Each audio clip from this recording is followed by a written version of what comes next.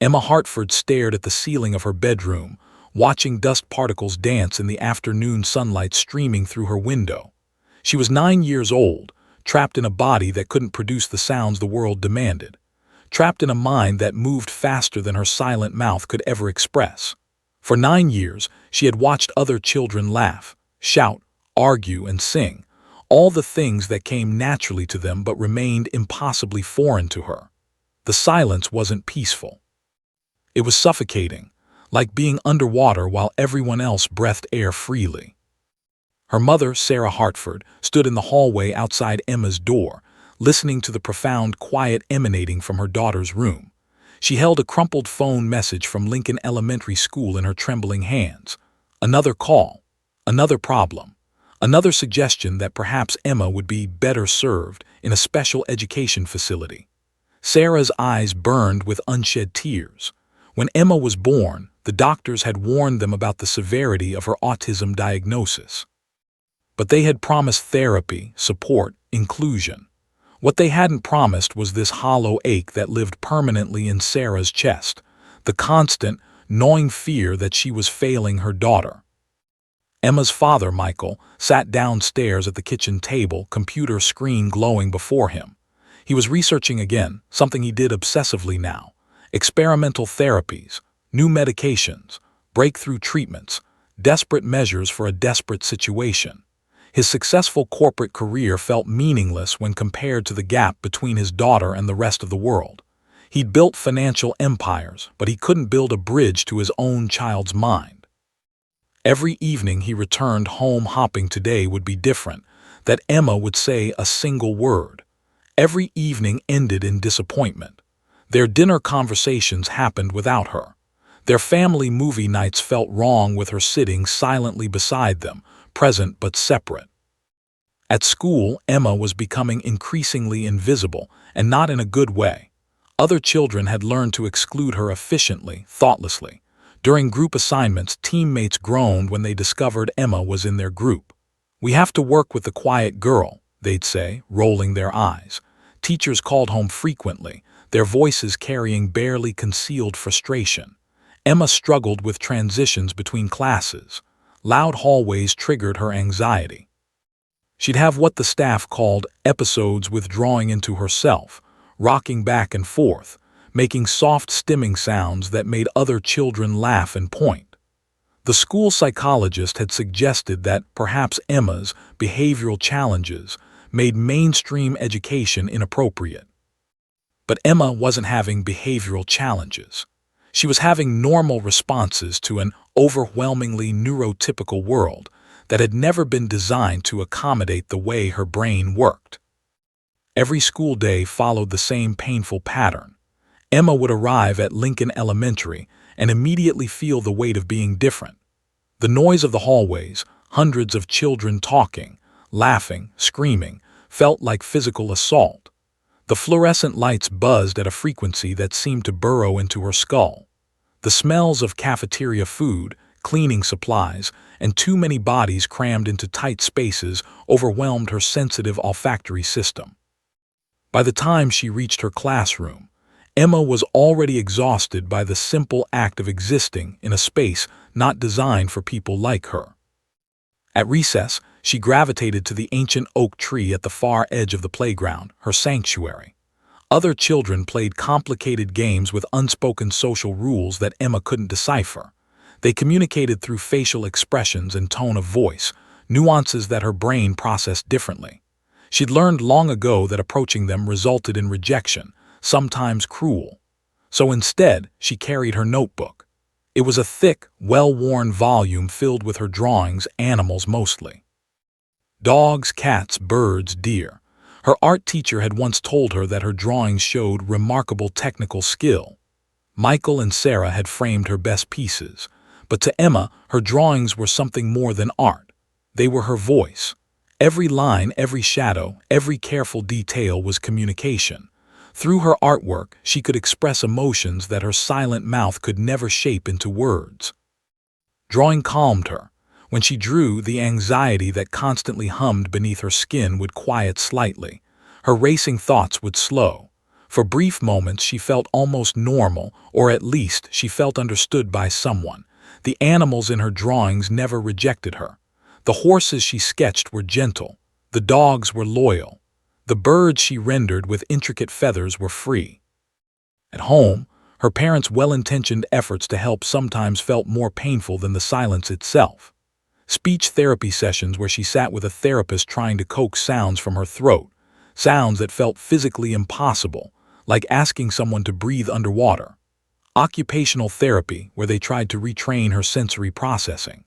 Social skills groups where children would sit in uncomfortable circles while therapists explained how to make eye contact and participate in conversations. Emma attended these sessions, submitted to the interventions, but deep inside she felt something else. The creeping, terrifying realization that nobody actually wanted to understand her. They wanted to fix her. They wanted to make her normal. Sarah noticed her daughter withdrawing more as third grade progressed. Emma's eating became pickier. She could only tolerate certain textures. She developed elaborate bedtime routines that had to be followed exactly or she'd become distressed. She spent hours in her room, not playing, just existing in the controlled environment she'd created. Sarah recognized the signs of a child under tremendous stress. She'd read every parenting book, joined every support group, desperately seeking answers. But nothing addressed the fundamental problem. Her daughter was surrounded by a world fundamentally incompatible with her neurology. Michael, meanwhile, threw himself into problem-solving with increasing desperation. He researched alternative schools, special programs, treatment protocols. One evening, he mentioned an experimental therapy in California that claimed remarkable results. Sarah had shut him down gently. "She doesn't need to be fixed, Michael. She needs to be accepted." But even as she said it, Sarah wasn't sure she believed it. The school was already suggesting segregation. Other parents, while not explicitly unkind, didn't invite Emma to birthday parties. Her daughter was 9 years old and had never been to a sleepover, never attended a friend's birthday celebration, never had a single school friend whose house she visited. Emma felt the weight of her family's disappointment, though they tried to hide it. She understood more than they realized. She saw her mother's sad eyes. She noticed her father's frustration disguised as patience. She comprehended that she was the problem, the broken piece in the Hartford family puzzle.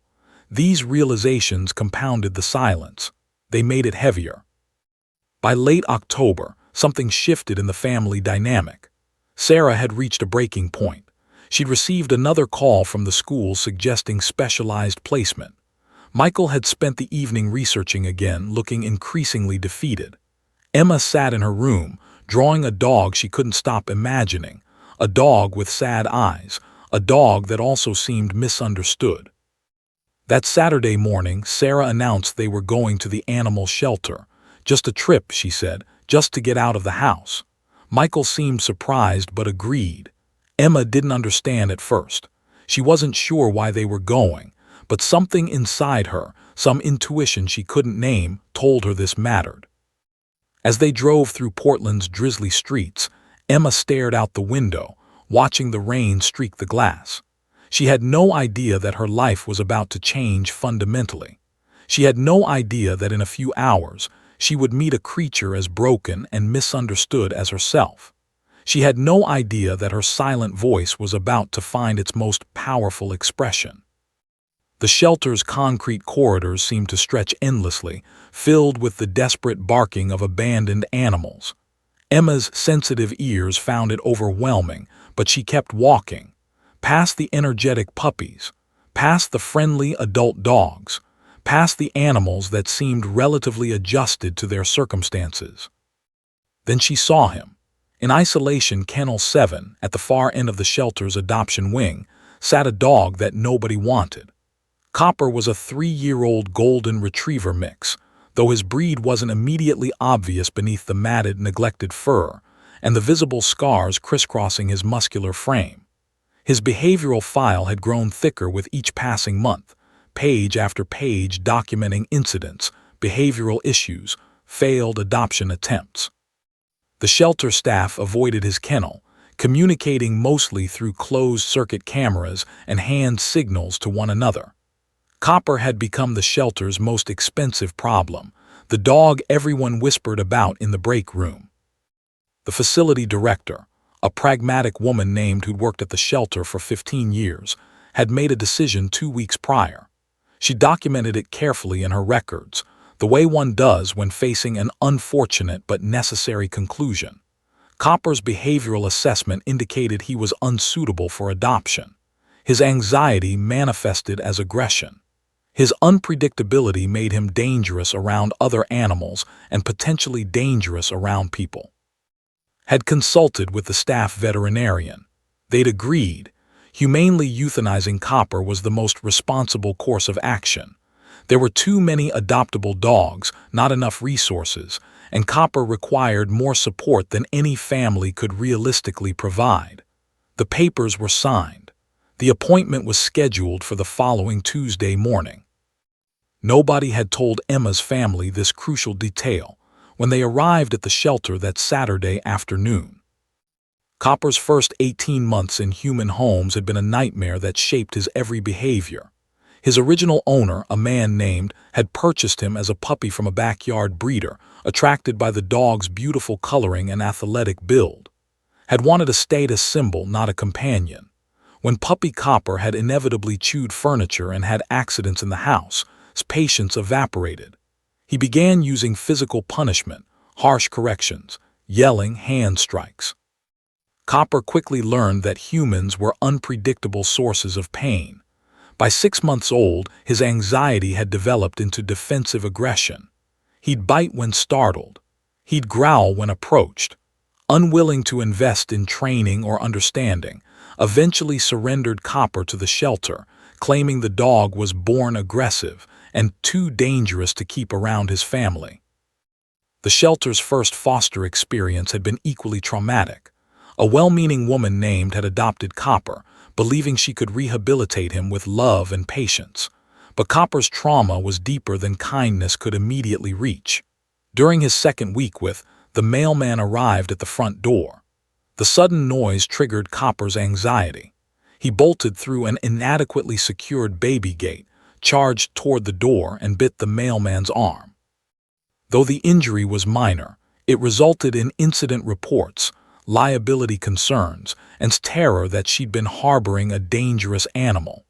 She returned Copper to the shelter within days, leaving a detailed account of his unprovoked aggressive attack. The second adoption had lasted exactly 4 days. A young family had wanted a dog for their children. Within days of Copper's arrival, he'd snapped at their toddler during a moment of overstimulation. No injury occurred. Copper had shown remarkable restraint even in his panic, but the message was clear to the family.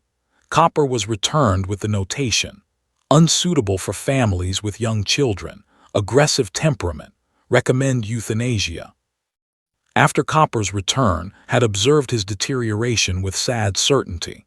The dog had become almost catatonic in his kennel, emerging only when absolutely necessary. He refused most food, had lost visible weight, and seemed to have given up on life.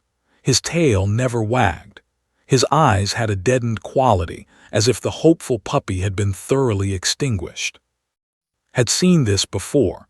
Animals who understood on some primitive level that nobody wanted them, that they represented failure rather than potential. Watching Copper's decline had hardened her decision about the scheduled euthanasia. At least it would end his suffering. Emma pushed past her parents as they walked through the shelter's adoption corridor, drawn by some instinct she couldn't articulate. Michael and Sarah followed, discussing the various dogs on display, a friendly lab mix, an energetic beagle, a gentle collie. But Emma's attention had fixed on something they didn't notice: a door at the far end of the corridor marked staff only. Beyond that door lay the isolation kennels. Through a window in that door, Emma could see movement. A shelter staff member, a kind woman named Jessica, noticed Emma's intense focus on the restricted area.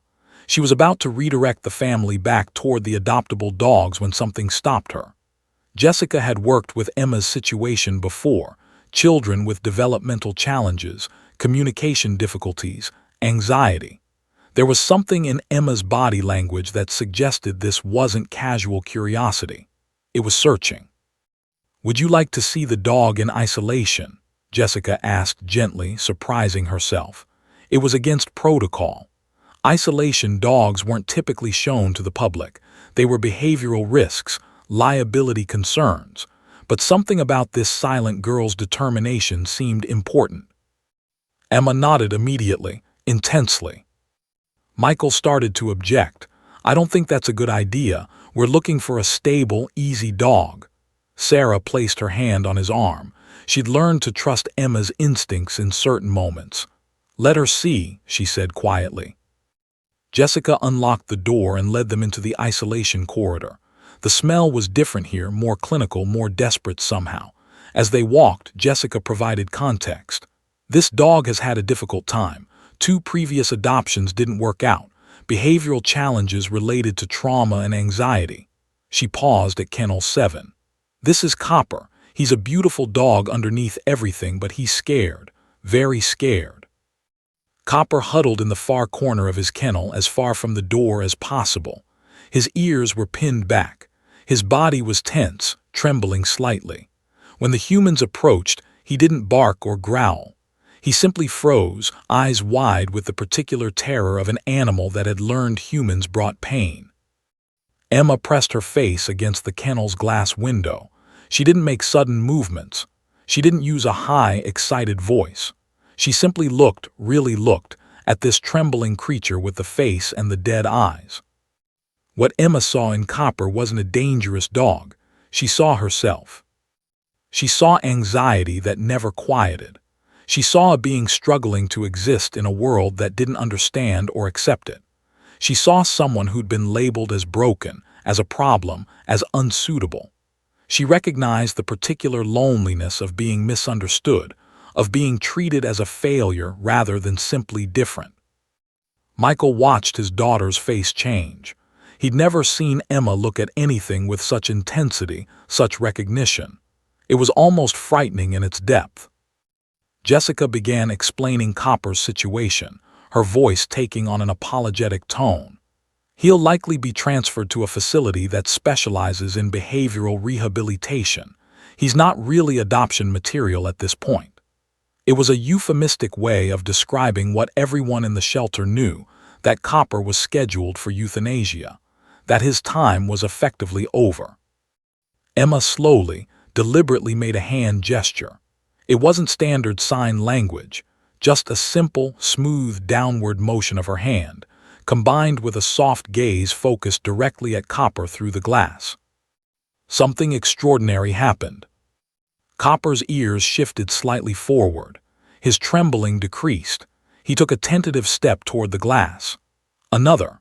His eyes, which had been dead and distant, suddenly registered something, recognition, maybe, or hope, or the simple acknowledgement that this particular human was different from all the others. Jessica gasped audibly. "I've never seen him respond like that." Michael stepped closer to his daughter, placing a gentle hand on her shoulder. Sarah's eyes were filling with tears, though she wasn't entirely sure why. Emma made the gesture again, the same smooth, deliberate motion, and Copper pressed his nose against the glass. His body was still tense, but the panic had transformed into something else. Curiosity, maybe. Connection. "What breed is he exactly?" Sarah asked, her voice soft. "Golden Retriever mix, mostly," Jessica replied, still stunned by what she'd witnessed. "He was the result of irresponsible breeding.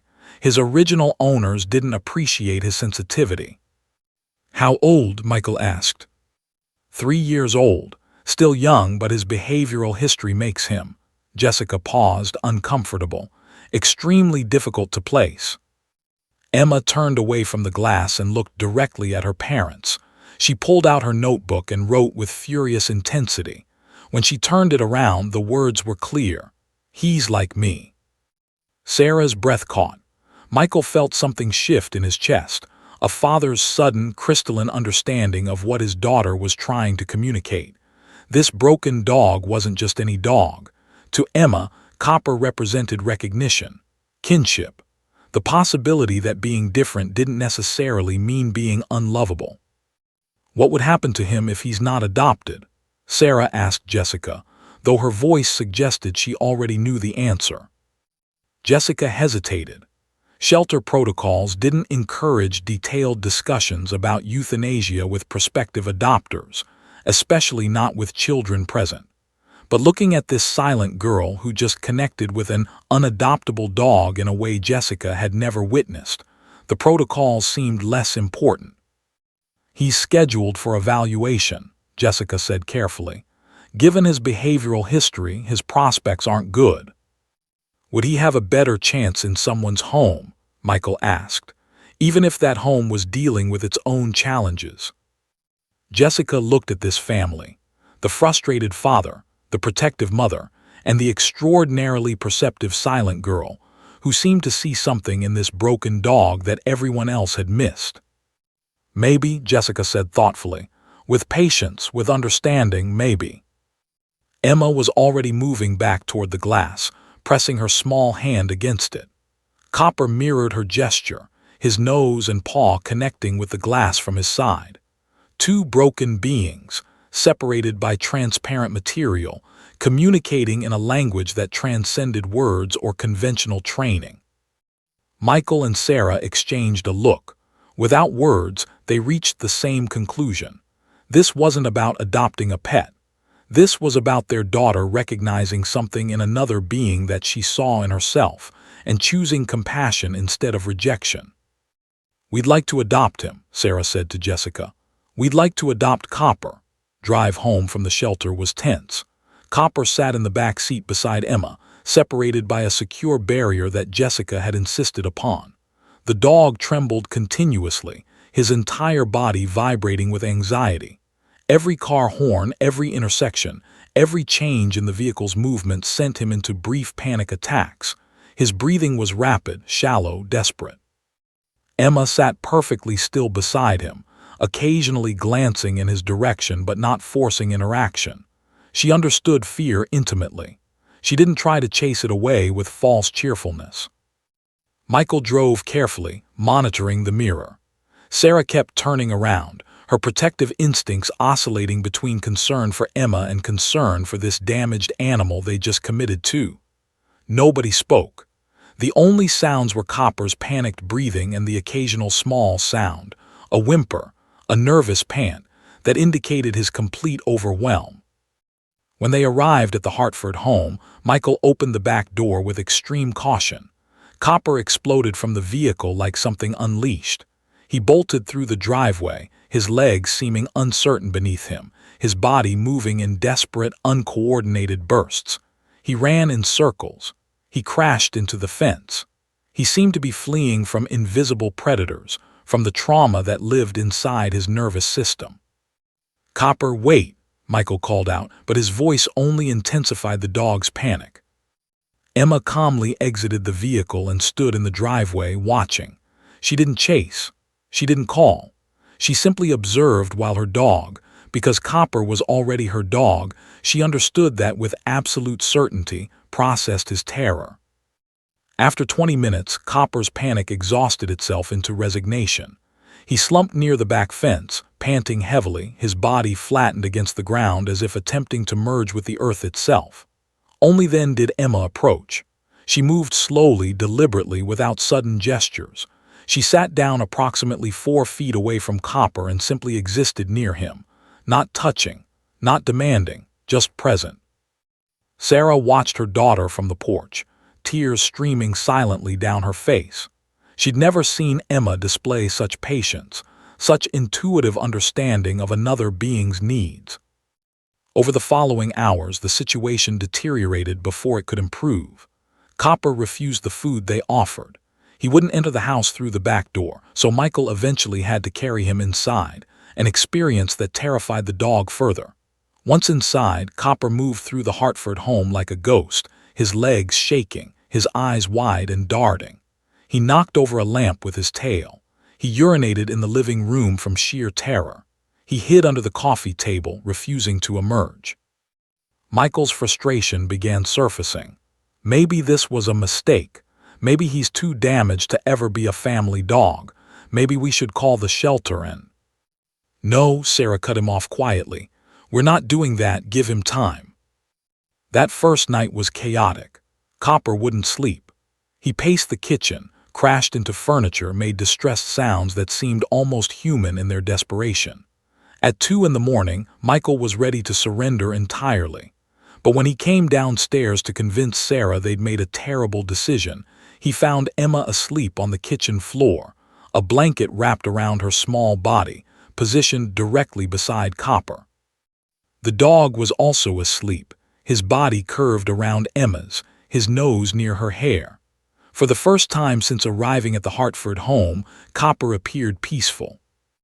Michael stood frozen, understanding something profound. His daughter, who couldn't communicate with humans, who struggled with social connection, who ate lunch alone, had connected with this traumatized animal in a way that transcended training or conventional methods. The days that followed established a pattern. Every evening, Emma would settle herself in different locations throughout the house. The living room, the kitchen, the hallway. She never forced Copper toward her. She never tried to convince him to bond. She simply existed in proximity, sketching in her notebook, humming occasionally soft, non-threatening sounds. Slowly, gradually, Copper's anxiety began shifting from acute terror to chronic wariness. He stopped hiding constantly. He began accepting small amounts of food from Emma's hand. The breakthrough came on the 8th day. Emma was sitting in the living room, drawing pictures of dogs as she always did. Copper lay on the opposite side of the room, still maintaining distance but no longer trembling with constant panic. Emma looked up from her notebook and made a gentle hand gesture, not random but intentional and flowing. It was a smooth, downward motion, her hand moving with deliberate slowness through the air. She combined this gesture with deep, intentional eye contact and calm, focused breathing. Copper's ears perked up. The gesture seemed to bypass his traumatized nervous system entirely. Instead of triggering fear, it triggered something else, recognition, maybe, of a pattern his brain could follow. Emma's calm breathing seemed to synchronize with his own. Her steady gaze seemed to anchor him. The hand movement seemed to create a visual rhythm that his anxious mind could latch onto. She made the gesture again. This time, Copper stood and approached her slowly. When she repeated it a third time, the dog rested his head on her lap, tentatively at first, then with increasing trust. Sarah, witnessing this from the kitchen, had to sit down. She'd watched her daughter make a gesture that seemed almost therapeutic in its effect. She'd seen a traumatized animal respond to something that conventional dog training. Over the following weeks, Emma expanded her hand signal vocabulary. Each gesture was unique. Each seemed specifically designed to communicate with Copper's particular psychological needs. There was the downward motion that calmed his acute anxiety. There was a slow, circular hand movement that seemed to help him transition between activities without panicking. There was a gentle, upward gesture accompanied by soft eye contact that appeared to reassure him during moments of uncertainty. Michael researched obsessively, trying to understand what his daughter had intuitively discovered. He found references to therapeutic hand movements used in anxiety treatment. He read about grounding techniques that used visual focus to anchor traumatized nervous systems. He began to suspect that Emma hadn't simply trained Copper using conventional methods. Instead, she'd somehow tapped into something more fundamental, a direct communication between two beings who both understood profound anxiety and had found a way to soothe it in each other. By week 4, the transformation was undeniable. Copper no longer trembled constantly. He ate regular meals. He began playing cautiously, gently, but genuinely playing. He followed Emma everywhere with absolute devotion, his eyes tracking her movements, his body language reflecting whatever emotional state she projected. When Emma was calm, Copper was calm. When she was anxious, he immediately moved closer, positioning himself as her comfort and anchor. But the most extraordinary aspect of their connection emerged during Emma's own anxiety episodes. She was prone to shutting down, becoming completely overwhelmed, withdrawing into herself. During one particularly severe shutdown at school, Emma's teacher had called Sarah to pick her up. Emma was unresponsive, rocking, making soft distress sounds, completely overwhelmed by the day's sensory input. When they arrived home, Emma collapsed on the couch. Copper immediately seemed to sense her distress. He jumped onto the couch beside her and did something that seemed almost impossible. He mirrored her breathing, slowing his own breath rate to match hers. He pressed his body firmly against her side, providing deep pressure that seemed to ground her nervous system. And somehow, instinctively, Emma's trembling hand reached up and made that original gesture, the smooth downward motion. Even in her completely overwhelmed state, she seemed to reach for the movement that calmed them both. Within minutes, Emma's breathing normalized. Her rocking slowed. Her anxiety didn't disappear, but it transformed from acute crisis to manageable overwhelm. Copper remained pressed against her, his calm presence anchoring her until she could return to baseline functioning. Michael and Sarah watched this interaction with awe and profound understanding. Their daughter hadn't just bonded with a dog. She'd created a genuine therapeutic partnership. She'd developed a form of communication that seemed to speak directly to Copper's traumatized nervous system, while simultaneously providing him with a way to support her emotional regulation. Jessica, the shelter worker, received a photo update 2 months after Copper's adoption. Emma and Copper sat together in the living room, Emma's hand making that distinctive gesture, Copper's entire body relaxed and peaceful, his eyes reflecting absolute trust and devotion. Jessica showed the photo to her supervisor, and to the facility director who'd already completed the euthanasia paperwork. They stared at the image in silence, a silent girl and a traumatized dog, having somehow found each other and transformed into something neither had seemed possible. The dog that nobody wanted had become exactly what a family desperately needed. And Emma, the invisible girl who couldn't communicate with humans, had found her voice through a language that transcended words entirely. "We almost killed him," said quietly, her voice thick with realization. "We almost lost this," Jessica replied, pointing at the photograph of perfect, impossible connection. Doctor had been Emma's speech and occupational therapist for 8 months when she first noticed something unusual in the family's progress notes. The Hartfords had begun keeping detailed journals documenting Emma's interactions with Copper, observations about her hand gestures, behavioral changes, emotional responses. Most therapists would have skimmed these notes quickly, filing them away as background information, but had learned long ago that sometimes the most important clinical insights came from careful observation of the spaces between official diagnoses. Was not a typical therapist. At 52 years old, she'd spent 30 years working with children on the autism spectrum, and her office reflected her philosophy: minimal fluorescent lighting, soft blue walls, comfortable furniture designed for anxious bodies. She'd studied conventional speech therapy protocols extensively, but she'd also studied alternative communication methods, animal-assisted therapy, somatic therapies, and anything else that suggested humans could connect across neurological differences. She believed deeply that autism wasn't a broken system requiring fixing. It was a different operating system that needed understanding and accommodation. When reviewed Emma's journal entries describing the hand gestures, something in her clinical mind activated. She'd read research about grounding techniques used in trauma therapy. She'd studied how visual focal points could anchor anxious nervous systems. She'd learned about the therapeutic power of synchronized breathing and consistent, predictable patterns. But she'd never heard of a 9-year-old developing these techniques intuitively. Requested a home visit, something she rarely did, but something her intuition insisted was necessary. The Hartford home on a Tuesday afternoon in early December was transformed. The tension that had characterized earlier sessions had largely evaporated. Emma sat in the living room with Copper, her notebook open on her lap, sketching while the dog rested his head on her thigh. Michael was working from home that day, and he greeted warmly, though with visible uncertainty about the visit's purpose. "I wanted to observe Emma in her natural environment," explained, settling into the comfortable chair Sarah offered. "Sometimes therapy sessions don't capture the full picture of a child's functioning."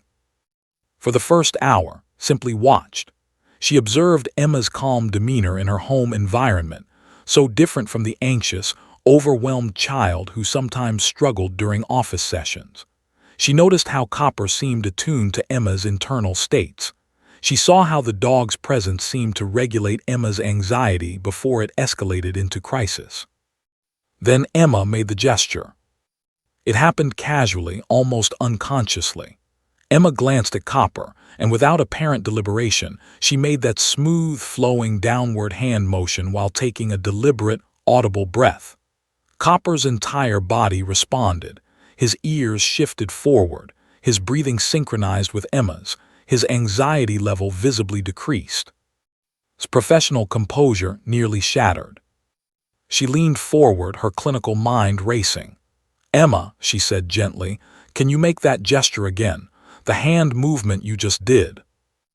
Emma looked at the therapist with mild confusion, then deliberately repeated the movement.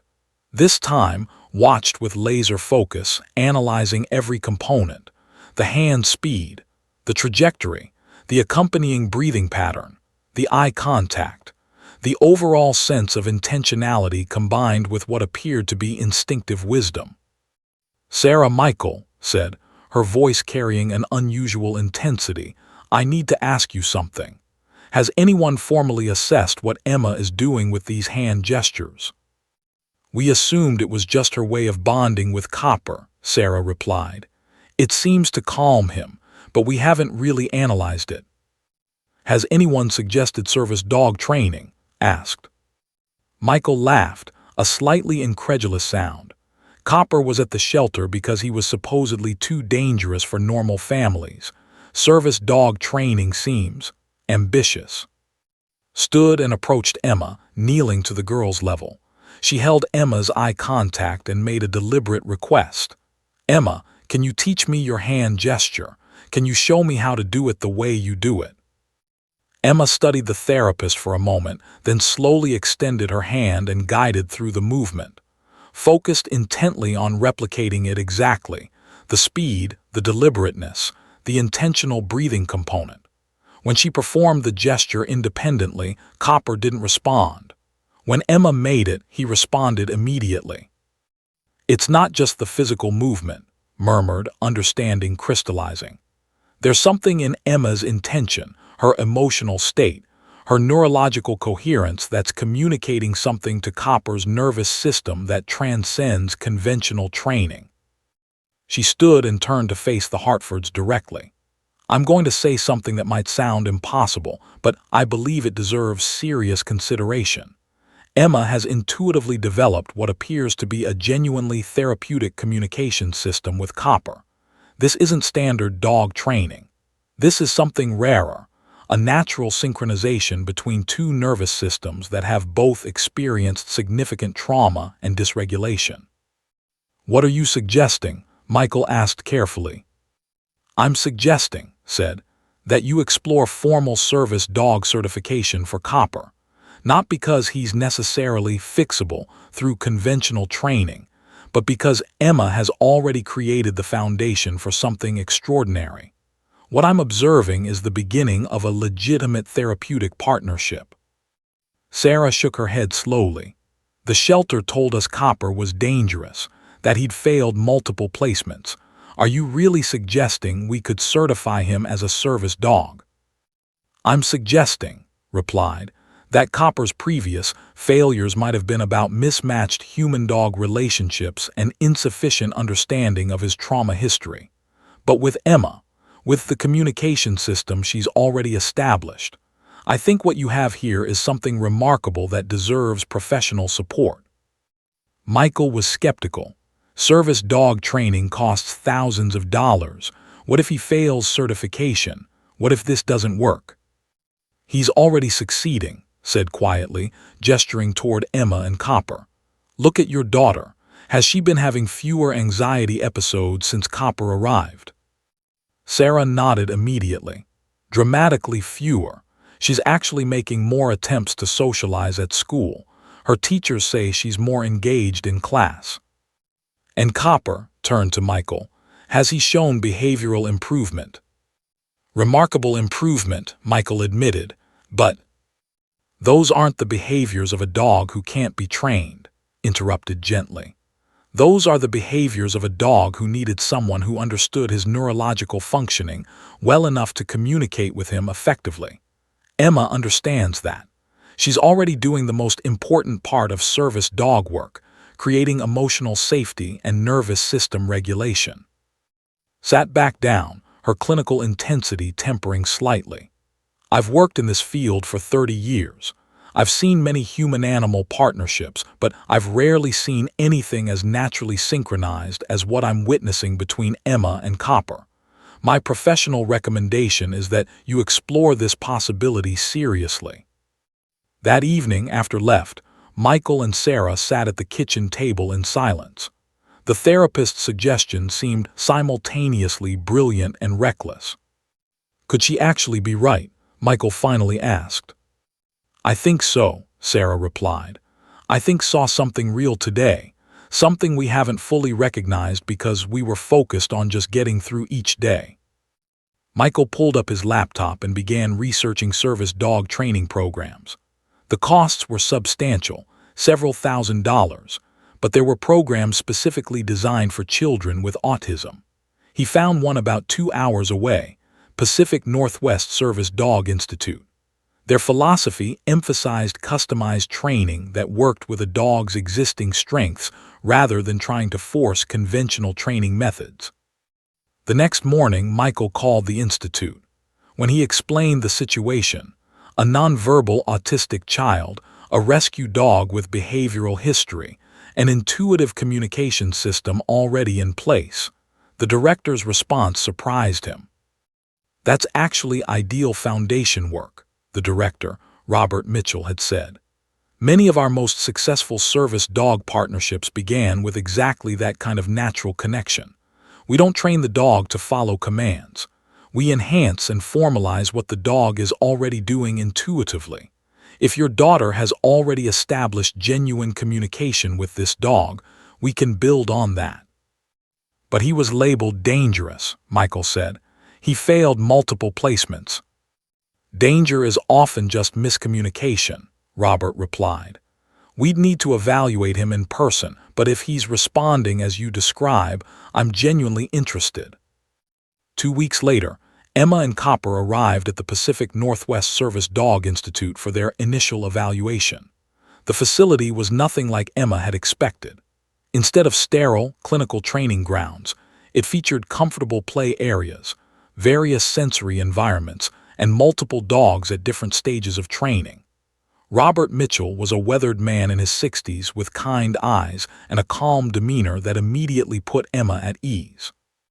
Tell me everything, Robert said, sitting down to Emma's level. Show me what you and Copper can do together.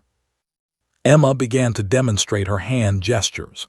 She showed the anxiety reduction technique. She showed the transition assistance movement. She showed the grounding gesture that seemed to bring Copper back from panic. With each demonstration, Robert's expression grew more interested, more engaged. This is exactly what service dog work should be, he said finally. The dog is already providing therapeutic support. Our job is to formalize it, expand it, ensure it's reliable under various conditions. Can you commit to training 4 days a week?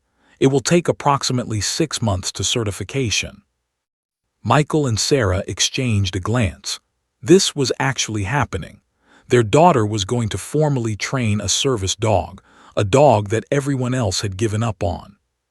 We can commit, Sarah said. As they drove home that afternoon, Emma sat in the back seat beside Copper, her hand making that signature gesture. The dog's head rested on her lap, his breathing synchronized with hers, his entire being focused on the girl who had saved him and been saved by him in return. The first training session at Pacific Northwest Service Dog Institute began on a cold January morning, with weak sunlight filtering through the facility's large windows. Emma arrived wearing her favorite blue jacket, Copper walking beside her with noticeably improved posture compared to their initial shelter visit. Robert Mitchell stood in the main training area, observing them with the careful attention of someone who dedicated his life to understanding animals. "Let's start simple," Robert said, gesturing for Emma to demonstrate what she'd already developed with Copper. "Show me your baseline work." Emma moved through her established repertoire: the anxiety reduction gesture, the transitional movement, the grounding technique. Copper responded flawlessly, his behavior shaped by months of Emma's intuitive guidance. But Robert wasn't simply evaluating Copper's obedience. He was studying the interconnection between girl and dog, the nearly invisible communication that transcended conventional commands. "Remarkable," Robert murmured, making notes in his assessment file. "But this is just the foundation. Real service dog work requires reliability under stress, in unfamiliar environments with various distractions. What Emma has created is beautiful, but we need to make it bulletproof." The training structure became Emma's life. For days each week, she arrived at the institute after school. Other trainers, experienced professionals in their 30s and 40s, worked with her and Copper, introducing increasingly complex scenarios. But Robert made a crucial decision. He wouldn't override Emma's hand signals with traditional training methods. Instead, he'd expand them, formalize them, integrate them with conventional service dog commands. "Emma's system works because it's authentic to her neurology," Robert explained to his staff. "She's not trying to make Copper fit conventional training expectations. She's communicating directly with his nervous system. If we replace that with standard commands, we lose the magic. Instead, we build upon it." The other trainers began attending Emma's sessions not just as professional obligation, but out of genuine fascination.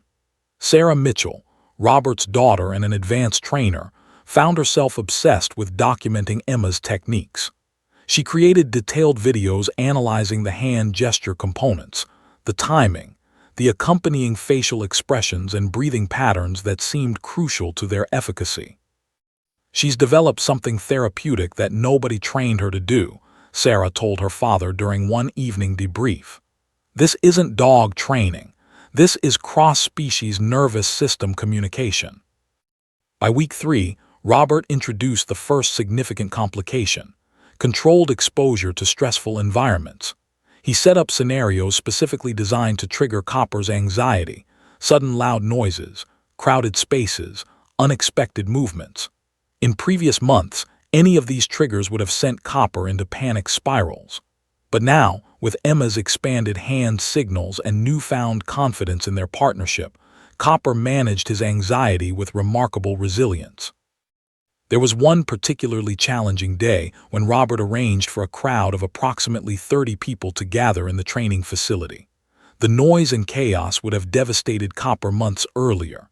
Emma felt her own anxiety spike as the crowd assembled. But instead of allowing her panic to override her, she closed her eyes, made the grounding gesture for herself, then calmly executed the same gesture for Copper. Her own nervous system regulation seemed to transfer to him. He remained calm and focused, moving through the crowd with Emma as if the commotion was negligible. Robert watched from across the room, his eyes glistening. "That's it," he said to Sarah. "That's genuine service dog work. She's not just commanding him to behave. She's sharing her own emotional regulation with him. She's teaching him that presence and connection are more powerful than fear." As weeks progressed into months, Emma's confidence transformed visibly. She began speaking more during training sessions, not with words, but with expanded gesture vocabulary that Copper seemed to understand intuitively. She introduced new hand signals for specific situations, one for helping her transition between environments, another for recognizing her anxiety escalation, a third for what appeared to be deep pressure therapy that Copper would provide when Emma made the gesture. Other dogs in the facility began responding to Emma's presence, even those not formally working with her. It was as if the calm, centered energy she projected was genuinely therapeutic for anxious animals. Robert started requesting Emma's presence during difficult cases, aggressive dogs, traumatized rescues, animals with behavioral issues similar to Copper's original presentation. She has an almost supernatural ability to communicate safety, one trainer named said during a staff meeting. I've never seen anything like it. Michael and Sarah noticed Emma's transformation extending beyond her work with Copper. She began eating more varied foods. She showed increased interest in school social activities. One afternoon in March, she came home with a note from her teacher. Emma initiated conversation with another student today during group work. She used gestures and writing in her notebook to communicate ideas. Remarkable progress. But the journey wasn't without challenges.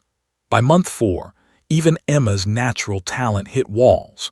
Copper needed to learn to alert to Emma's anxiety before it reached crisis levels, to recognize the subtle physiological signals that indicated an upcoming shutdown or panic attack.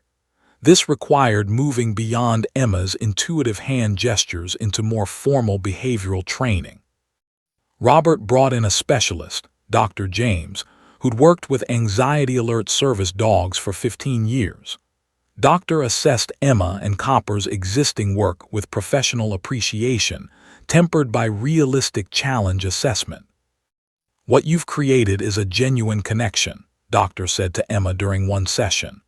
But alert work is different. We need Copper to recognize your body's early warning signals, the way your breathing changes, the tension in your muscles, the slight tremor that precedes your episodes. He needs to alert before you consciously recognize the problem. This training phase required Emma to do something difficult, to allow herself to enter early stages of anxiety while Copper learned to recognize and interrupt the pattern. It meant controlled exposure to her own dysregulation, something her parents found deeply uncomfortable watching. But Emma understood at a level beyond words that this was necessary. She systematized her own anxiety triggers in her notebook, worked methodically through exposure hierarchies, and allowed Copper to learn her body's subtle signals through deliberate, structured practice. By month 5, something extraordinary occurred.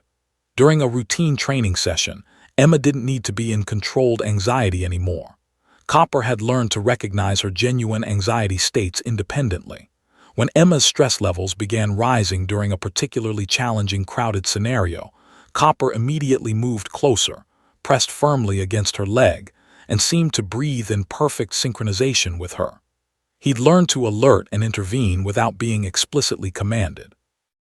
Robert watched Copper perform this intervention and had to step away briefly, his emotions overwhelming him momentarily. He'd trained hundreds of service dogs over his career. He'd certified remarkable human-animal partnerships, but he'd never witnessed such genuine, organic development of therapeutic alerting behavior. This dog was supposed to be euthanized, Robert said to his staff that evening. This girl was supposedly struggling too much to participate in mainstream education, and together, they've created something that professional trainers spend years learning to develop. It's humbling. As the 6th month approached, Emma began training Copper in public environments, shopping centers, restaurants, schools, crowded parks. She practiced the hand gestures in places they'd never been, with unfamiliar distractions under various weather conditions. Copper responded with consistent reliability. His anxiety didn't disappear. Emma understood that trauma doesn't vanish, but it transformed from overwhelming to manageable. Emma also started working with other dogs at the facility under Robert's supervision. A rescue German Shepherd with aggression issues, a traumatized poodle mix with extreme anxiety, a young lab with behavioral challenges similar to Copper's original presentation. With each dog, Emma would settle quietly nearby, make her calm hand gestures, and somehow create an environment where even the most anxious animals felt safer. She's going to be special, told Robert one afternoon, not just as a handler but potentially as a trainer or therapist herself someday. She has an instinctive gift. By month 6, the graduation date approached. Emma had grown nearly an inch. Her confidence radiated visibly. Copper was unrecognizable compared to the trembling, terrified dog from the shelter, but not because he'd been fixed into conventional behavior. Instead, he'd been accepted and understood so thoroughly that his trauma had transformed into strength.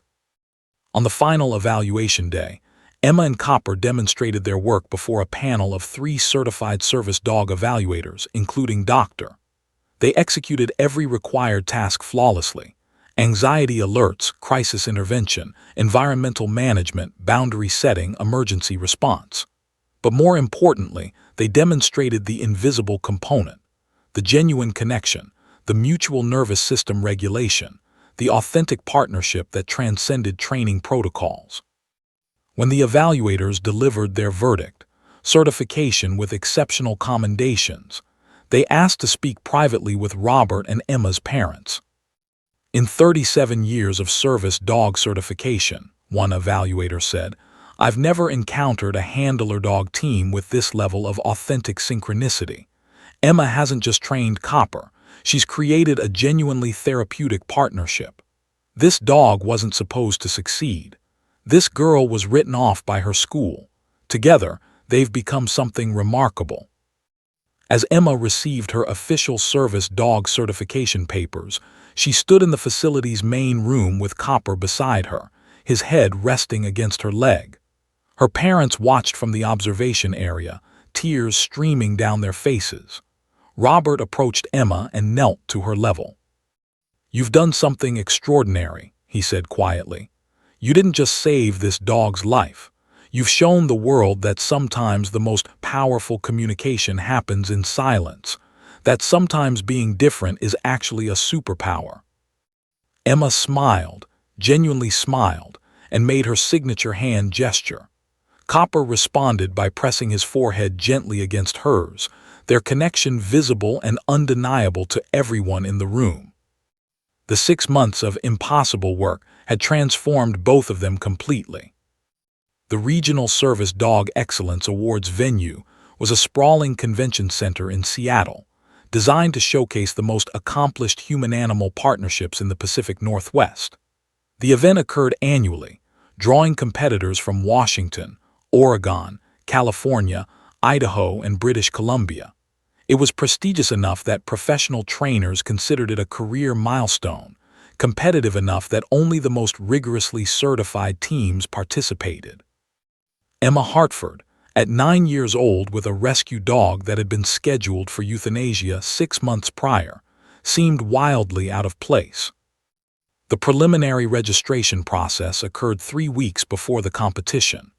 Michael and Sarah had driven Emma and Copper to the venue to complete paperwork and receive the competitor information packet.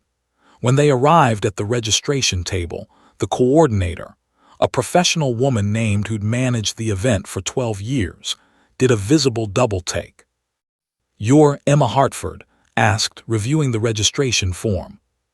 "Yes," Michael confirmed. "Emma Hartford and Copper, her service dog." His expression mixed professional politeness with barely concealed skepticism. "I see. Well, you're registered in the Advanced Youth Division. That's quite competitive. The other competitors in your category are mostly teenagers with several years of training experience and professional handlers." "Emma is exceptionally talented," Sarah said quietly.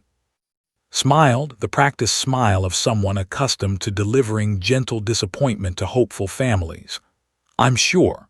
Service dog competition is wonderful regardless of placement.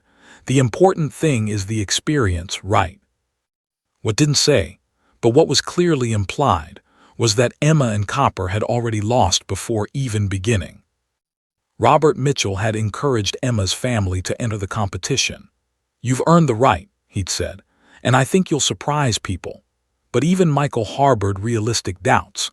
The competition featured military-trained dogs, professional handlers with advanced certifications, established service dog organizations with decades of institutional experience. Emma was a nonverbal 9-year-old girl. The 3 weeks before competition day were filled with final preparations. Emma and Copper worked through mock competition scenarios at the Institute.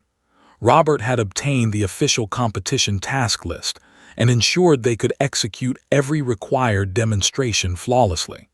But he'd also worked with Emma on something less tangible, maintaining her confidence despite the overwhelming odds. "You know what your real advantage is?" Robert had asked during one training session. Emma shook her head, making a questioning gesture with her hand. "Your authenticity," Robert replied. "Every other competitor will be executing trained behaviors. You'll be demonstrating genuine connection. That's something judges can feel, even if they can't always articulate it." The night before the competition, Emma couldn't sleep. She lay in bed, Copper pressed against her side as he always was, her mind racing with anxiety about the following day.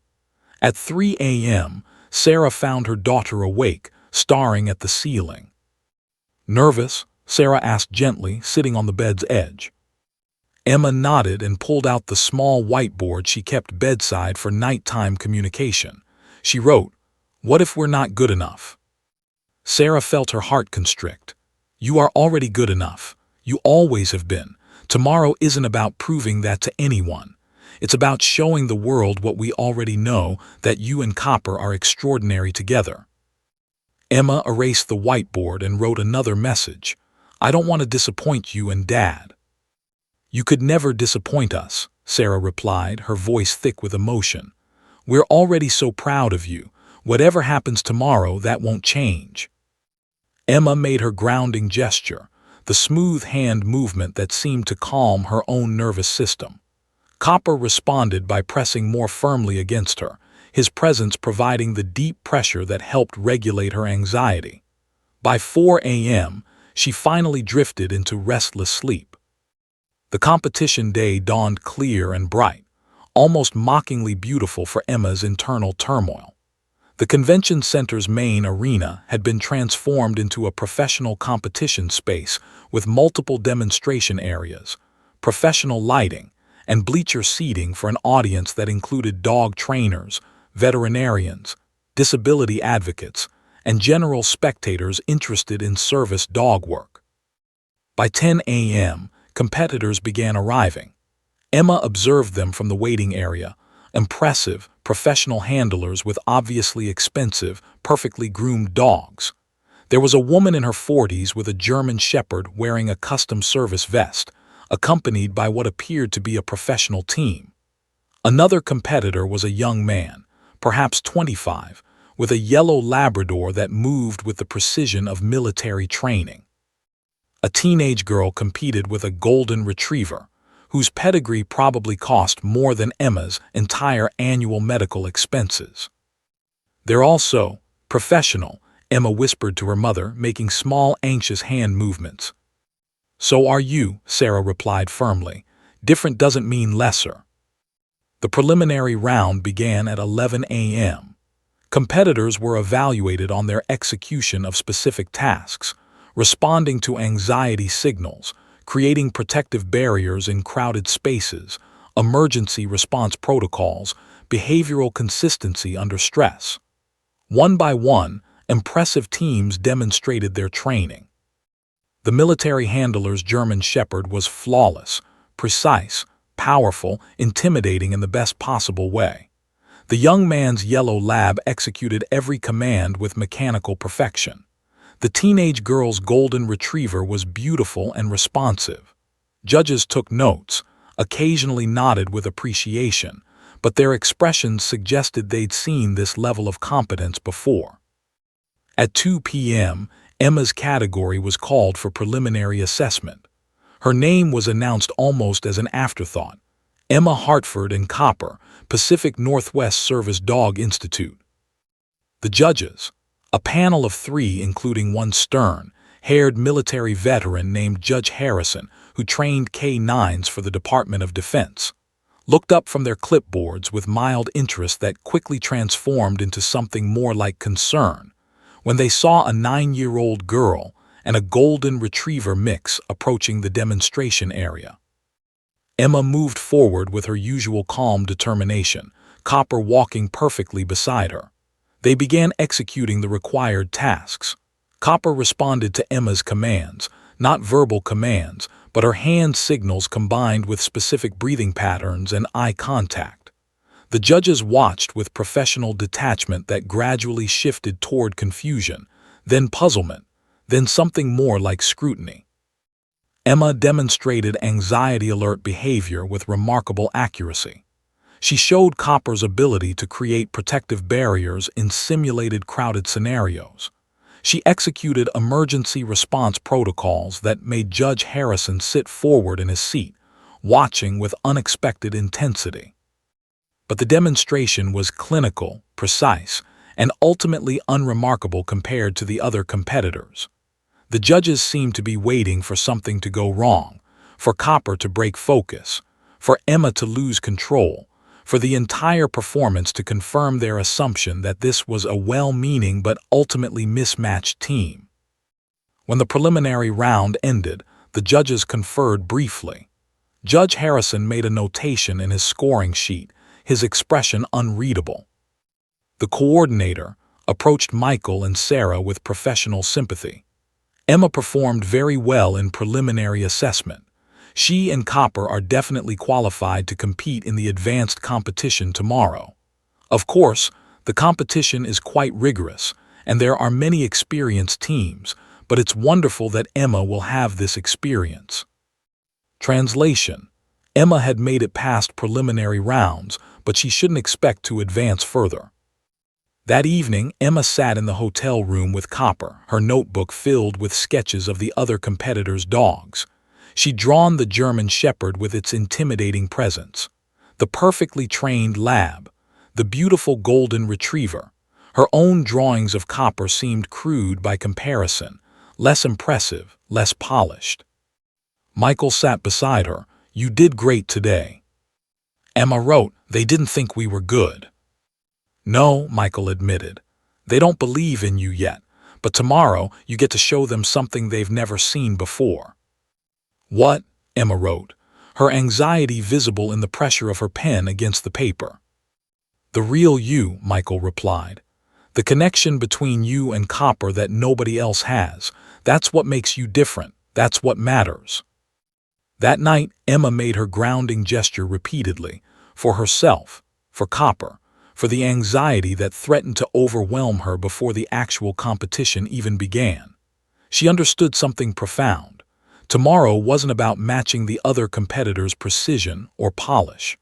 Tomorrow was about revealing the authentic partnership she and Copper had built, something that transcended conventional training metrics. By morning, her anxiety had transformed into determined focus. She dressed in the simple blue dress Sarah had chosen, nothing fancy, nothing trying too hard, just Emma being Emma. Copper was groomed perfectly, his coat gleaming, but more importantly, his energy reflected the calm confidence that came from his absolute trust in his handler. When they arrived at the competition arena at 9 a.m., the atmosphere had shifted. Word had somehow spread about the young, non-verbal girl with the rescue dog. Spectators whispered. Other handlers glanced in their direction with expressions mixing curiosity and patronizing sympathy. Emma and Copper were scheduled to perform in the advanced division at 2 p.m. They had 5 hours to wait. 5 hours for Emma's anxiety to potentially spiral, for doubt to creep in, for the enormity of competing against so much more experienced opposition to become overwhelming. But something remarkable happened during those 5 hours.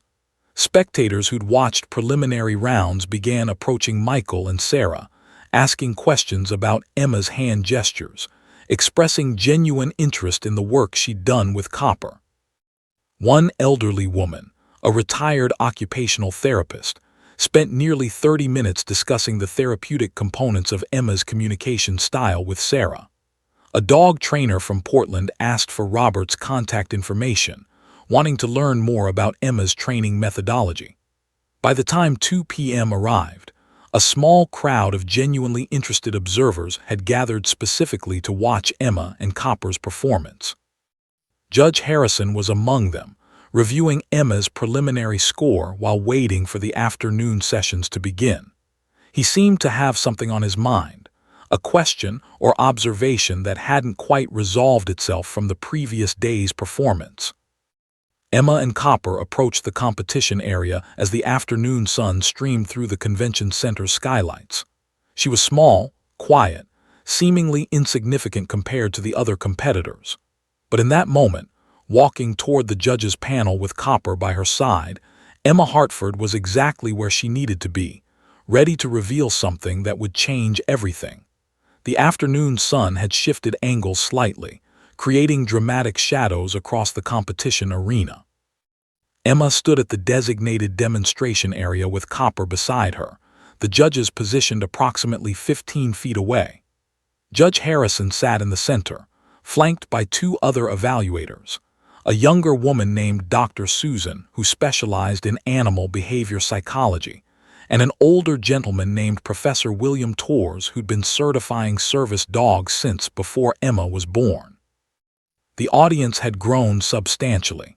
Nearly 200 spectators occupied the bleachers, trainers curious about the young competitor, disability advocates interested in service dog accessibility, general spectators who'd heard the whispers about the nonverbal girl with the rescue dog.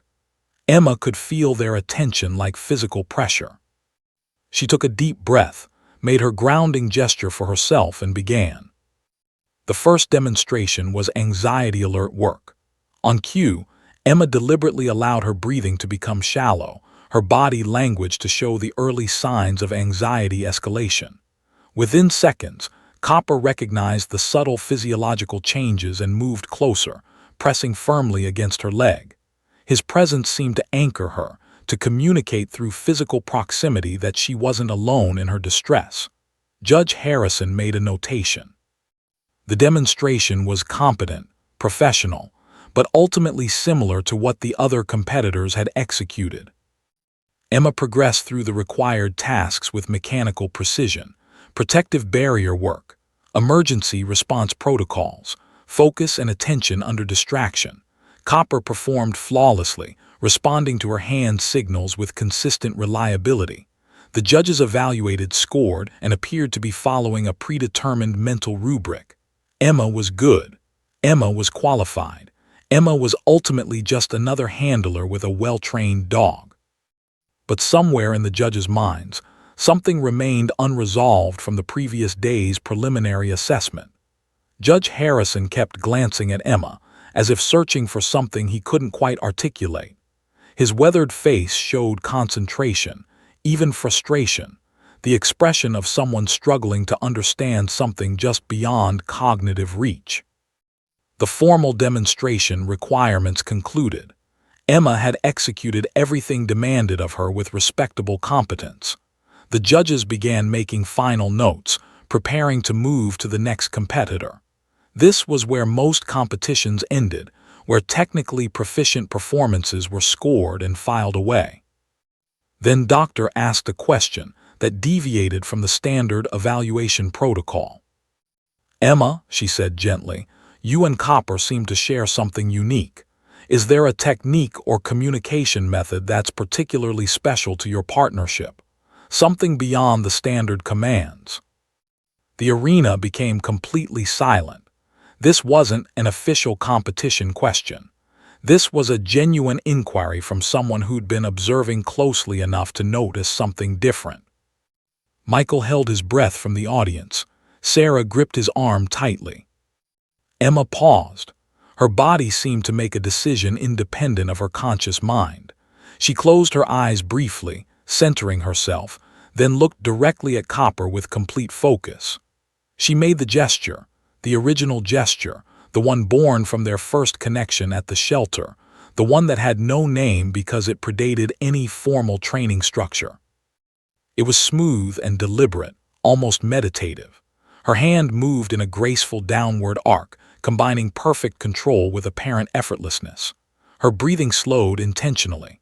Her entire body language shifted into what could only be described as therapeutic presence. But the magic wasn't simply in the physical movement. It was in the intention behind it, the neurological coherence that Emma somehow channeled into a nonverbal message. Copper's response was immediate and absolute. The dog froze completely, his entire muscular frame stilling as if someone had pressed pause on his existence. Then, with profound gentleness, he placed his entire head against Emma's chest, his forehead resting against her heart. His breathing synchronized with hers, slowing, deepening, matching her rhythm perfectly. His entire body melted into what could only be described as complete calm, not the artificial stillness of trained obedience, but genuine nervous system regulation. The audience gasped collectively. Several people stood from their seats. Judge Harrison's pen fell from his hand and clattered onto the judge's table. His weathered face transformed completely. Tears began streaming down his face with visible intensity, his professional composure shattering like glass. He stood abruptly, his chair scraping backward loudly, the sound echoing through the convention center's cavernous space. For several long seconds, nobody moved. Nobody spoke. The entire arena seemed to hold its breath, witnessing something that transcended standard competition evaluation. Doctor's eyes widened with genuine recognition. Professor Torres leaned forward, his elderly frame tensing with apparent emotion. The audience sat in stunned silence, watching this moment that somehow felt larger than a regional service dog competition. Judge Harrison composed himself with visible effort, wiping his face with the back of his hand. His voice, when he finally spoke, trembled with emotion he clearly struggled to contain. "I need to ask something," he said directly to Emma, his military bearing momentarily compromised by genuine feeling. "Where did you learn that gesture? What is that technique?" Emma made a small gesture toward her own heart, then toward Copper. The meaning was clear without words. She hadn't learned it anywhere. It had emerged from somewhere deeper, from the connection between two traumatized beings who'd found each other and created their own language.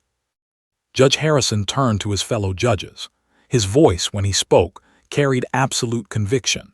In 42 years of service dog training and evaluation, military work, federal agencies, private sector, I have never witnessed genuine nervous system synchronization like what I just observed. What that girl just demonstrated wasn't a trained command. That was dialogue. That was actual therapeutic communication between two beings who understand suffering at profound levels. He paused, composing himself further, his military discipline reasserting itself even as tears continued flowing.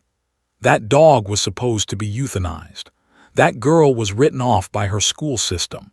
And together, they've created something that professional trainers spend decades learning to develop. That's not competition. That's transcendence. Doctor was making rapid notes, her clinical mind clearly processing what she'd witnessed through multiple professional lenses simultaneously. "The hand gesture," she said thoughtfully, "it mirrors therapeutic grounding techniques used in trauma treatment. The synchronized breathing component, the visual focal point. Emma, did you learn this from someone, or did you develop this independently?" Emma simply made the gesture again, toward her own heart, then toward Copper, with the clear implication that it emerged from genuine connection rather than external instruction. "That's remarkable," Professor Torres said quietly, his elderly voice carrying weight earned through decades of expertise. "Truly remarkable. In all my years certifying service dogs, I've never encountered a handler who developed such an authentic communication system." The atmosphere in the convention center had transformed completely. What had been a competitive evaluation had become something almost sacred, a witnessed moment of genuine human-animal connection that conventional metrics and professional frameworks. Judge Harrison approached Emma directly, kneeling to her eye level despite his military bearing. His tears had subsided, but his emotional intensity remained visible and undeniable. "What you've done," he said quietly, "is extraordinary. You haven't trained this dog. You've understood him. You've created a genuine partnership where both of you can regulate each other's nervous systems. That's not something that can be taught in any service dog program. That's something that emerges from authentic connection. He stood and turned to face the audience directly. His voice projected across the entire convention center with the authority of someone used to commanding attention. I want everyone to understand what they just witnessed. That wasn't a dog following commands. That wasn't a trained behavioral sequence. That was two beings with profound trauma history discovering that they could heal together. That was genuine therapeutic partnership, emerging from love and understanding, rather than punishment and conditioning. The audience erupted in applause, not the polite clapping reserved for competent performances, but genuine, emotional applause that seemed to come from something deeper than professional appreciation. People stood. Some were openly crying. The other competitors watched, their faces showing various combinations of recognition, respect, and perhaps dawning understanding that they just witnessed something that transcended typical competition frameworks. Emma stood quietly with Copper, her hand resting on the dog's head, her calm presence emanating through the emotional chaos surrounding her. She'd communicated something profound without speaking a single word. She demonstrated that the most powerful language sometimes happens in silence, that connection transcends conventional training methodologies, that two broken beings could find healing in each other. Michael and Sarah stood in the audience, tears streaming freely down their faces. Their daughter, the silent girl who was supposed to struggle, who was supposed to be segregated into special education, who was supposed to be invisible, had just shown hundreds of people what genuine therapeutic partnership looked like. The remaining judges completed their scoring in relative silence, though the numbers seemed almost irrelevant now. This wasn't about scores anymore. This was about witnessing authenticity. When the evening's competition results were announced, Emma Hartford and Copper were declared the unanimous winners of the Advanced Youth Division. But the real victory had already occurred, in that moment when Emma made her signature gesture and showed the world that sometimes the most profound communication happens beyond words, beyond conventional training, in the sacred space where two souls recognize each other's suffering and choose connection instead. Judge Harrison sought out Emma's family after the awards ceremony concluded. His military composure had fully reasserted itself, but his eyes remained glistening with emotion. "I'm writing an article about what I witnessed today," he told them, "for publication in professional service dog training journals. I want the world to understand what genuine partnership looks like. I want trainers and handlers to recognize that sometimes the most important work happens when we stop trying to train and simply allow ourselves to understand."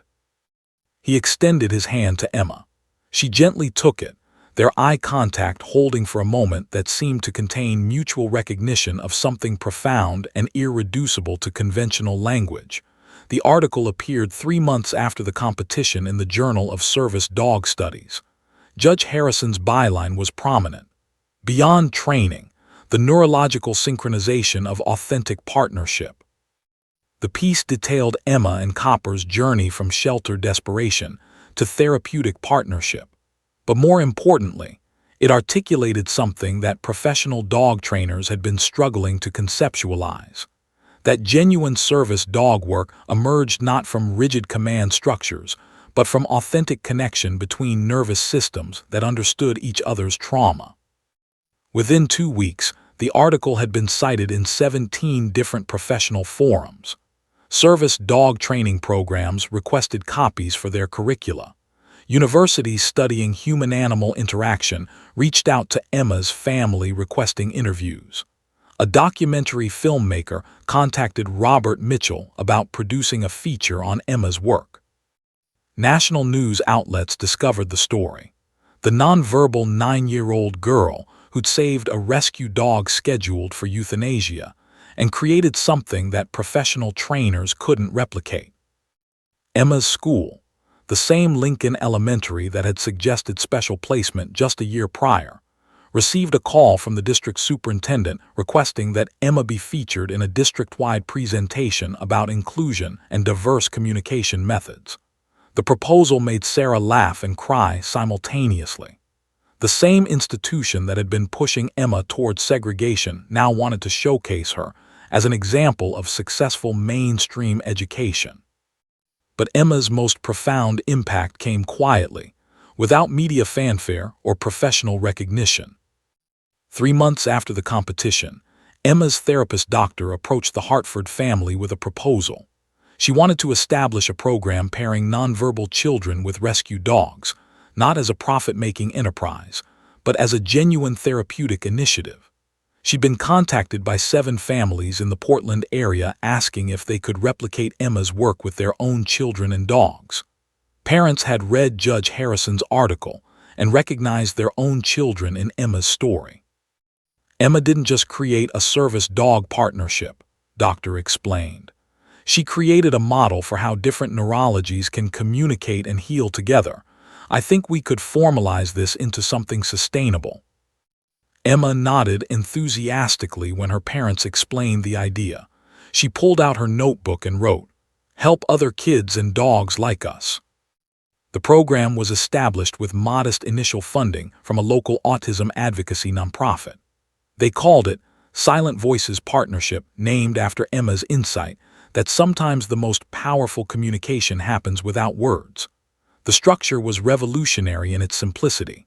They matched nonverbal children with rescue dogs from local shelters, provided basic support and guidance, and then allowed the children to develop their own communication systems with their animals. The initial cohort consisted of 5 children and 5 rescue dogs. There was a 7-year-old with severe autism paired with a 3-year-old pit bull mix named Shadow who'd been deemed too aggressive for standard adoption. There was Jasmine, an 8-year-old selective mute paired with a traumatized shepherd mix named Bailey who'd been returned twice for behavioral issues. There was 8-year-old David paired with a geriatric rescue dog that nobody wanted. And there were 2 others, children and dogs, all misunderstood, all labeled as problems, all waiting for someone to see their potential rather than their limitations. Emma became an informal mentor to these children, demonstrating her hand signals and her communication techniques. She'd sit with and shadow, showing the boy how to make gestures that calmed the anxious dog. She'd work with Jasmine on breathing techniques that helped both girl and dog regulate their nervous systems. She never forced anything. She simply existed alongside these children and dogs, demonstrating through her presence that connection was possible despite profound differences. Within 3 months, every child in the program showed measurable improvement in their anxiety levels, their social engagement, and their overall sense of. The rescue dogs showed equally dramatic transformations. Animals that had been scheduled for euthanasia became calm, focused, genuinely partnered with children who understood their trauma intimately. By the program's 6-month mark, Doctor was presenting the results at regional therapy conferences. The response was overwhelming. Requests came from other cities, other states, asking if they could establish similar programs. Universities wanted to study the methodology. Professional organizations wanted to integrate it into their training curricula. But Emma remained focused on the immediate work. She continued attending school, now with Copper by her side as an officially recognized service dog, legitimizing what had seemed impossible just a year earlier. Her classmates had shifted from mockery to genuine curiosity about her extraordinary partnership. Several had asked about participating in the Silent Voices program. The girl who'd eaten lunch alone beneath the oak tree was now eating lunch with genuine friends, children who developed respect for her gifts rather than judgment of her differences. Her teachers began understanding that Emma's quietness wasn't a limitation. It was a different operating system that gave her unique capabilities. They started requesting her input on classroom dynamics, asking her to help other anxious students, recognizing that she possessed emotional intelligence that transcended conventional assessment metrics. By 4th grade, Emma was informally known as the school's emotional expert, the girl who could sense when another student was overwhelmed and somehow help them regulate. Judge Harrison visited Emma's school 6 months after the competition, a trip he'd arranged personally. He wanted to see the girl and her dog in their everyday environment, not in competition, not in formal evaluation, but simply existing in the world they'd transformed. He found Emma in the school library during lunch, sitting with From the Silent Voices program. The two children sat silently, sketching in their notebooks, Copper and Shadow resting near them.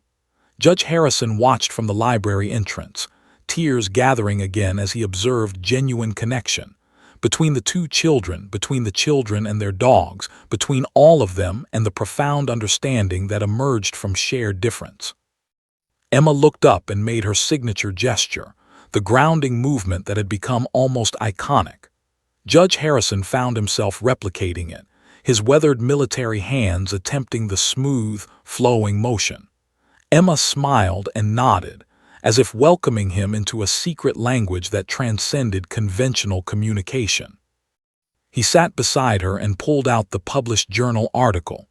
Emma's photo was included, her making the hand gesture while Copper looked at her with absolute devotion.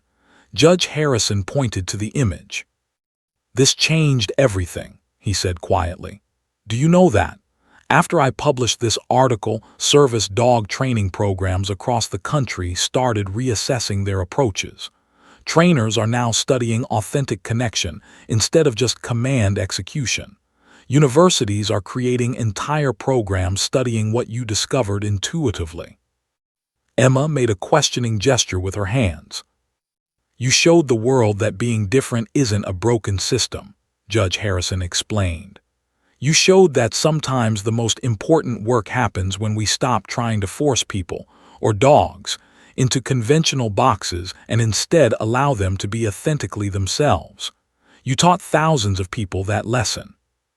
Emma wrote in her notebook, "I just loved my dog." Judge Harrison smiled through fresh tears. "That's exactly right. You just loved him, and in doing that you created something revolutionary." Word spread about Judge Harrison's visit to the school. A local news station filmed a segment about Emma's continued work with the Silent Voices program. The segment aired on a Thursday evening and went viral within days. By the following week, Emma had been contacted by disability advocates, educators, dog trainers, and families from across the country, all wanting to learn from her, to understand her methodology, to replicate what she'd created. A children's book publisher approached with an offer to publish Emma's story. Michael and Sarah consulted with Emma about whether she wanted to participate in such a project. She wrote in her notebook, "So other kids know they're not broken." The resulting children's book, illustrated with beautiful watercolor paintings and featuring Emma's own hand-drawn sketches of animals, became an unexpected bestseller. Parents of autistic children reported that their kids connected deeply with Emma's story, not because it was inspirational in a conventional sense, but because it was authentically real. It didn't pretend autism was something to overcome. It showed how a girl who was nonverbal, who was anxious, who struggled in conventional settings could still be extraordinary and create something meaningful. By Emma's 10th birthday, the Silent Voices partnership had expanded to 12 cities across 6 states. 132 children had been matched with rescue dogs. 132 animals that might have been euthanized were now providing genuine therapeutic partnership. Judge Harrison served on the program's advisory board, ensuring that the work remained grounded in authentic neurodiversity-affirming principles rather than conventional fixing mentality. Emma received letters continuously, from children who'd found her story, from parents grateful for the program, from dogs whose lives had been transformed. She kept them all in a box in her bedroom, occasionally reviewing them, understanding at some level that she'd inadvertently created something larger than herself. One letter stood out. It arrived on a rainy Portland afternoon, postmarked from Seattle. Inside was a photograph of Judge Harrison with his own rescue dog, a German Shepherd mix with a similar trauma history to Copper's. He'd adopted the dog after witnessing Emma's work, having learned that rescue animals deserved understanding rather than judgment. The accompanying note read, Dear Emma, you taught me that I'd spent 42 years training dogs to obey, when what I should have been doing was teaching people to understand. Thank you for that lesson. I'm learning, even at my age, that sometimes the most profound expertise comes from unexpected sources. Your quiet voice speaks louder than any command I've ever issued. With deep respect and gratitude, Judge Harrison. Emma kept that letter in her pocket for weeks, occasionally pulling it out to reread it. She made the grounding gesture whenever she felt overwhelmed, the movement that had become her signature, her therapy, her voice. Copper rested his head on her lap as she read, their connection as profound and mysterious as it had been that first day at the shelter when two broken beings recognized each other across the glass barrier separating them. The girl who couldn't speak had given voice to thousands. The dog that was supposed to be euthanized had become a healer.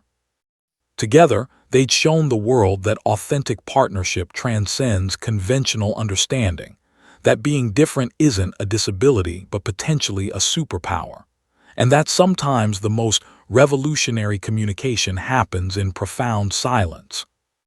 Emma Hartford, the silent girl from Portland, had changed everything simply by loving a dog and allowing him to love her back.